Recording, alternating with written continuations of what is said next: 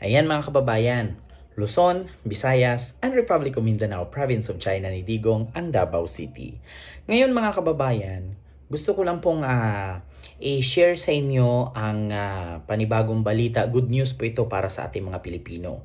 So ngayon po mga kababayan, ito na po, inaksyonan na po ng Administrasyong Marcos ang kabulastugan na ginawa ng dating Pangulong Duterte. Una, alam nyo naman po nung nakaraang buwan, nakaraang linggo na nakalipas, ay binalita po sa social media, hindi lang sa media, pati lang, no? Pati din sa buong Pilipinas na ang NGCP or National Grid Power Corporation or National Power Corporation or ang NGCP ay hawak na po ito ng China or Government of China.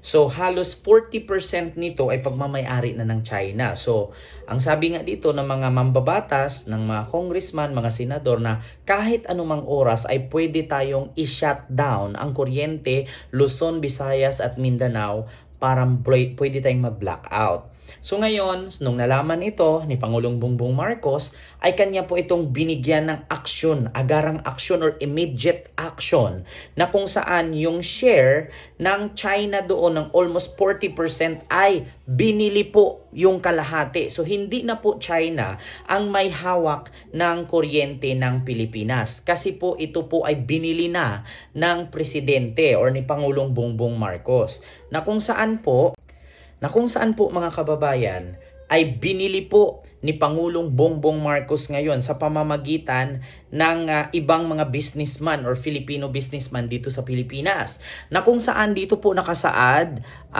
to ensure reliable and affordable electric for Filipinos, President Ferdinand R. Marcos Jr. witnessed the signing of a binding agreement between Synergy Grid and Development Philippines Incorporation or SGP and Maharlika Investment Corporation or MIC. So, ito po mga kababayan, no, yung sinasabi ng mga DDS na nasaan daw yung Maharlika Fund.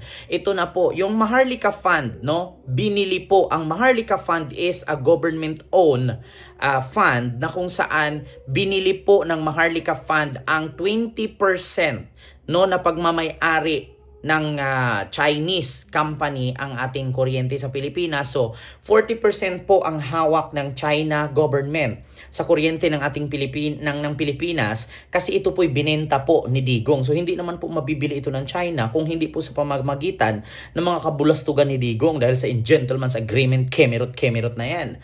So ngayon, naghanap ng paraan si Pangulong Bongbong Marcos. So mula sa Synergy Corporation at sa Maharlika Fund, nagsanibwersa ang dalawang negosyante at binili nila ang 20% no na instead no 100%, 40% ang pagmamay-ari ng China, ngayon ay 20% na lang shareholder ang China sa National Grid Corporation, no? So 20% na lang sa kanila. So ang kuryente ng Pilipinas ay pagmamay-ari na ng Pinoy sa ngayon, no? Pagmamay-ari na ng Pinoy at good news po ito. The agreement secures MIC's acquisition of 20% stake in SGP, providing the government with greater influence over the National Grid Corporation of the Philippines, the country's power grid operator, signed by MIC President and CEO Rafael Consing Jr. and SGP Chairman Henry T.C. Jr. The deal grants the government two board sit and vote SGP and NGCP.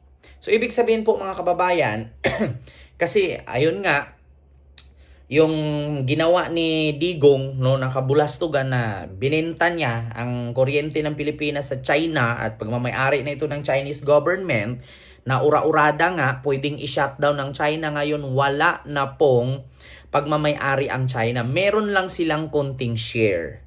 Pero hindi na po sa kanila ang kuryente ng Pilipinas. So dati nababalaka ang mga senador, nababalaka ang mga congressman kasi baka anytime pwedeng i-shutdown ng China ang kuryente ng Pilipinas, Luzon, Visayas at Mindanao. At sabi pa nga ng taga NGCP na meron daw silang breaker no or power switch sa may Luzon, sa Diliman, sa Cebu at sa Cagayan de Oro. So, pwede nilang i-off ang entire Luzon sa Diliman, i-off lang nila yung button doon or switch nila, isa-isa, patay ang buong kuryente sa Luzon. Sa Cebu naman, pwede din nilang i-off yun, patay ang kuryente sa Visayas. At sa Cagayan de Oro naman, pwede din lang i-switch off ang Cagayan de Oro, patay ang kuryente ng buong entire Mindanao. So ngayon po, binigyan agad ng solusyon ni Pangulong Bongbong Marcos, binigyan ng action. So, para hindi mabahala ang Pilipinas na 40% na pagmamayari ng China. So paano to? Puro Chinese nang may hawak. Ang ginawa, nandiyan naman ang Maharlika, no? Maharlika Investment Corporation at sa pamamagitan din ng SGP or Synergy Grid and Development Philippines. So nagsanib puwersa ang Maharlika Investment Corporation at ang Synergy Grid Development Philippines. So, binili ang 20% ng China. So, 20% na lang, no, ang hawak ng mga Chinese businessman. So, hindi na po tayo pwedeng kontrolin ng China na ipapa-off. Bakit? Nasa atin na po ang halos 80%. So, 20% na lang, no, ang share ng mga Chinese businessmen dito sa Pilipinas. So, tayo pa rin ang mas may karapatan. At ayon nga dito, the agreement secures MIC's acquisition of 20% stake GDP, providing the government with greater influence over the National Grid Corporation of the Philippines. So, mas mataas na ang kapangyarihan nitong kuryente kasi pagmamayari na ng Pilipinas ang 80%. So 20% na lang ang hawak ng mga Chinese businessmen. So ngayon po, wala na tayong dapat ikabahala kasi ito po'y panawagan ng mga senador at ng mga kongresista. So sino ba dapat nating sisihin kung hindi inaksyonan to ni Pangulong Bongbong Marcos? Malamang sa malamang pagdating ng eleksyon baka magulat na lang tayo, biglang na brown out. Imbes na ang panalo si Tarpulano, pag brown out, pagbalik ng kuryente, panalo na si Tarpulana, talo na si Tarpulano. Ganyan ang uuso dating unang panahon. Kaya ngayon, hindi na po tayo mababahala kasi ginawa na ng aksyon, 'di ba? Tignan niyo mga kababayan, yung mga kabulastugan ni Digongyo. Lahat sinalo ni Pangulong Bongbong Marcos. Yung kabulastugan, yung kapalpakan, 'di ba? Yung pagiging kademonyuhan.